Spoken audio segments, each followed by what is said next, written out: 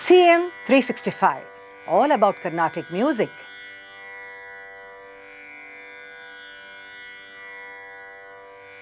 Sri Thyagaraja was indeed a great visionary, I would say, because of the fact that even after about 175 years after his demise, we see that his compositions form the core of our very Carnatic music. We admire each of these compositions, and each time these compositions are rendered, they seem so fresh and meaningful. And we also see that so many dimensions these compositions are able to provide us for us in terms of the creative aspects also. If we look at his life itself, we see that he was a great composer, a guru. But most importantly, I would say that he was one of the greatest musical visionary because he paved a unique path for music to flow actually. And the path that he has actually created, the flow seems to be perennial and there seems to be no end because it gives us a new scope to unearth the creative elements. He was a divine composer, no doubt, because of the fact that he had the grace of God, Lord Rama, and through that he created prolific compositions. But the point is that he actually, his musical prowess is so beautifully reflected in each of his compositions. And what has he really contributed in terms of enriching our music? First, of course, as I always say, the variety of, even within the Kriti, how many varieties he was able to create for us. Then the Sangati, which we always say is a unique contribution of Thyagaraja. Here, I would like to point out that, of course, all the Sangatis that we sing today are not entirely that of Thyagaraja. There has been add-on by many musicians later on to enrich the beauty.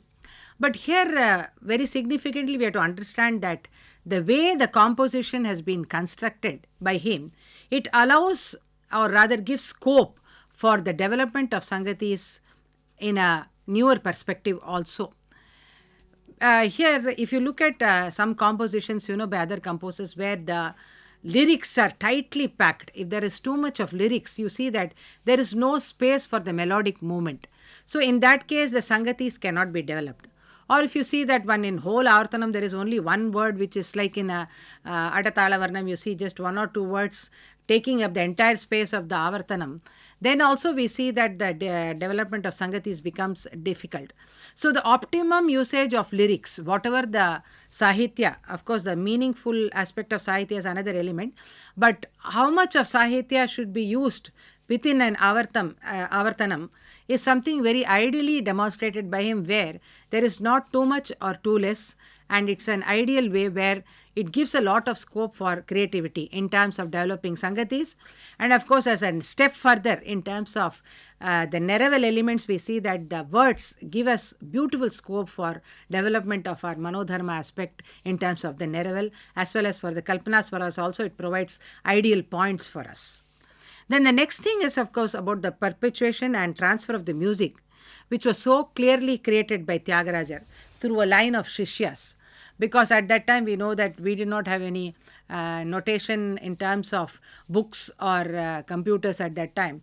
So the oral tradition was the only way of transmitting the compositions, and here Thyagaraja did a very beautiful and valuable contribution by teaching his Shishyas. We know that he had a number of lineage of Shishyas actually. Otherwise, like the compositions of Purandaradasa or Annamaya, where we only have the lyrics, we would have definitely lost out on the melody. So this is again as a great visionary, he actually did much in terms of transferring his knowledge to his Shishyas so as to preserve his compositions. The next thing, of course, is that he was fully aware of the good qualities of music. He just did not compose by divine outpour. He was very, very much cognizant of all the things that make up a good music. And as seen in his compositions, he has even quoted this very explicitly in the compositions like Swararaga Sudha, Kadanu Variki, where he mentions that the art of singing is a well-trained voice. What are the prerequisites for the good singing? He says that a well-trained voice is required. Perfect Shruti is important. spotless personal character, and Swarasuddhi and faithfulness to tradition. I think this sums it all in terms of how properly tuning and aligning to the tambura also he mentions there. All this together actually make up for good music, and within just one single line he has actually defined entirely about what good music is all about. Then in the composition Nada Sudarasa, Sarasa Sangati Sandarbhamu, he mentions that, where we have to understand that Sangati is not just about beautification or just mounting loads of Sangatis one after the other on the composition, but it is also important that emotionally and contextually it should be very appropriate. So what is the mood of the composition, and based on that only if the Sangati is developed, it seems appropriate. And in this context, I would like to make a mention of the song Nagumomo, which many of our musicians actually sing with great verve and joy, putting lot of vibrant and energetic sangatis on this. But if you look at this composition, we see that it is totally in a pathos mood of where Thyagaraja expresses actually his agony and not being able to see Rama, and appeals to him to take him into his fold. It's a complete composition where it is the mood is that of appeal, a plea to Lord Rama.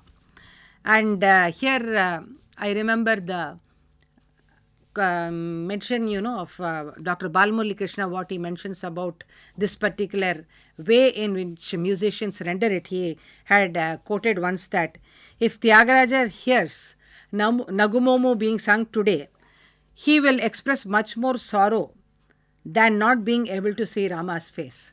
So where we know that Dr. Balamurali Krishna, being adept in Telugu, he himself was a prolific in terms of understanding various languages, so he was able to bring out the mood of the composition very well. So in this context, it's also important for us to understand that while we actually sing the compositions of Thyagaraja, we have to understand the melodic content, we have to understand the Sahitya Bhava, the mood of the composition, and then render it. Then only probably the vision that Thyagaraja had for music, we will be able to actually fulfill it to the optimum and to the best.